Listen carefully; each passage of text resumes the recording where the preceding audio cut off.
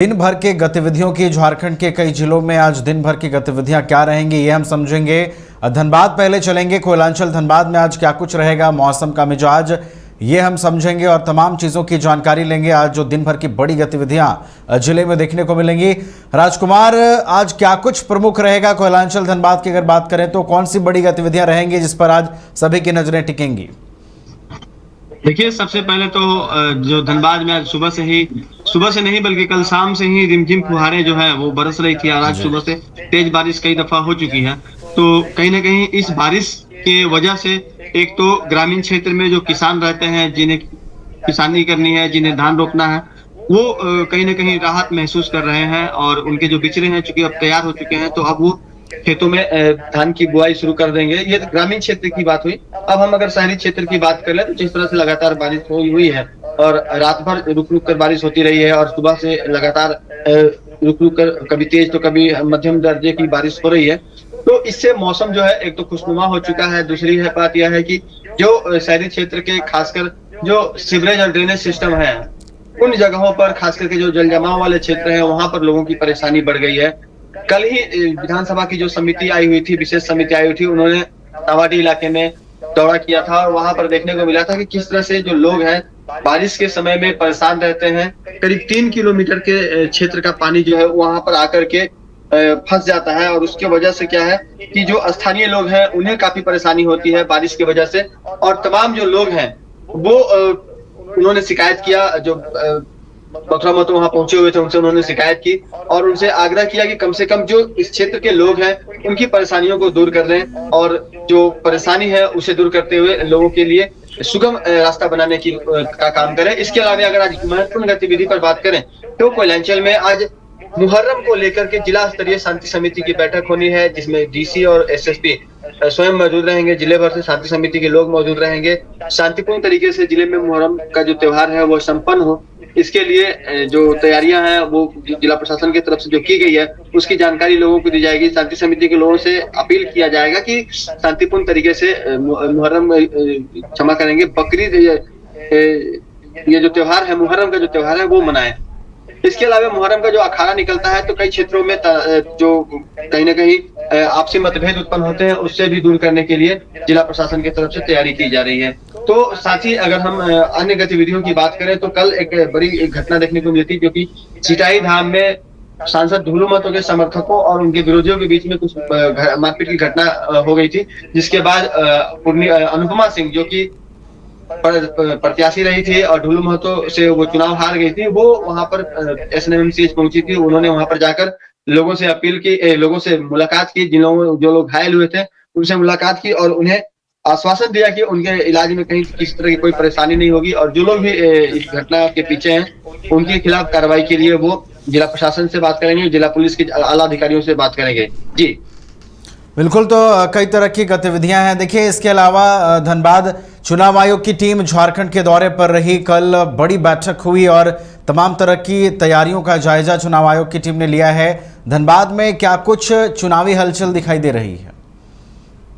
देखिए, धनबाद की अगर हम बात करें तो जो धनबाद उपायुक्त है उस मीटिंग में शिरकत करने के लिए यहाँ से वो भी चुनाव आयोग की जो बैठक थी उसमें पहुंची हुई थी और तमाम जो जिलाधिकारी हैं, जो डीसी हैं, जो उपायुक्त हैं, उन्हें जो निर्देश दिया गया है उस निर्देश के तहत सभी को चुनाव के लिए तैयार रहना है। और अगर हम धनबाद की बात करें तो धनबाद में जिला प्रशासन ने अपने स्तर से तैयारी शुरू कर दी है। संभव है कि अक्टूबर महीने में चुनाव की जो अधिघोषणा है वह हो जाए और चुनाव जो है उस वक्त से ही जो उसकी प्रक्रिया है वह शुरू हो जाए। तो अभी अगस्त एकमात्र ऐसा महीना है जो कि बीच में सावन का त्योहार भी है और 1 महीने तक श्रावणी मेला रहेगा, तो बहुत अधिक जो है वो जिला प्रशासन के पास समय नहीं है, लेकिन फिर भी जिला प्रशासन ने मतदाता पुनरीक्षण का कार्य जो है वो शुरू कर रखा है। और इसके अलावा जो ईवीएम वगैरह की जो वेयर हाउस है उसका भी निरीक्षण उपायुक्त ने कर लिया है कई दफा। तो ये तमाम चीजें जो है वो कहीं ना कहीं जिला प्रशासन की तैयारियों को दर्शाते हैं।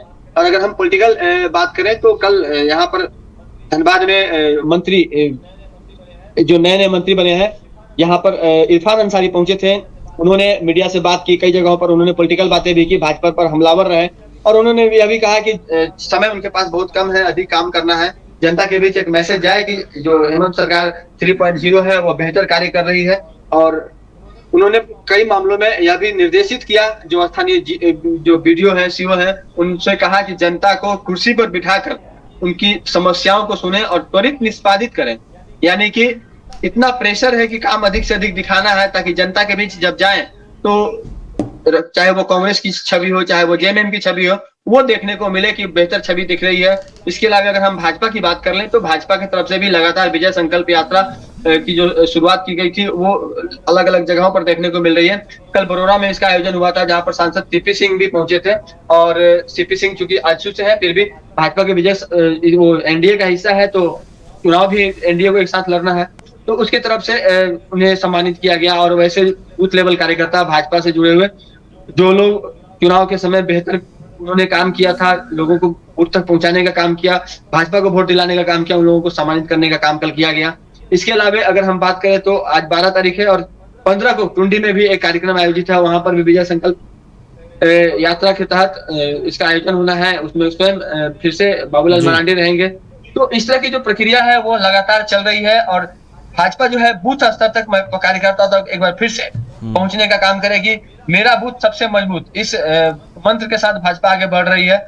उनकी कोशिश यही है कि प्रत्येक बूथ से कम 75% जो मतदान है वो भाजपा के पक्ष में जाए, उसके बाद 25% पर वो ध्यान नहीं दे रहे हैं। तो उनकी कोशिश यही है कि सबसे अधिक वोट हर बूथ से भाजपा को मिले। उनका जो बूथ कमेटी का जो मेंबर है वह बेहतर कार्य करे और किसी भी स्थिति में वो जो प्रतियोगी उम्मीदवार है उनसे पीछे ना रहे, इसके लिए वो अपने स्तर से प्रयास कर रहे हैं। अगर दावेदारों की बात कर लें तो अभी तक धनबाद में जो भी भाजपा से जुड़े हुए दावेदार हैं वो खुलकर सामने नहीं आ रहे हैं। और अगर अन्य पार्टियों की बात करें तो दावेदार धीरे धीरे उभर कर सामने आने लगे हैं और लोगों ने अपनी दावेदारी शुरू कर दी है। वो सार्वजनिक कार्यक्रमों में ज्यादा शिरकत करने लगे हैं।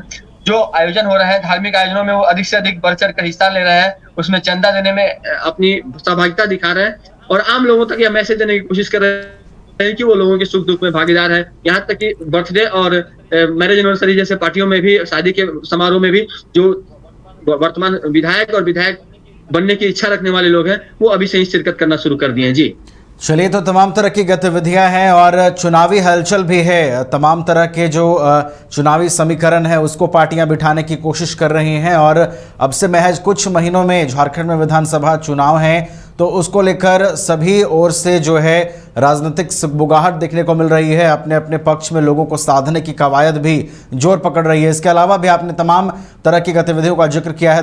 राजकुमार, बहुत बहुत धन्यवाद आपका हमारे साथ जुड़ने के लिए।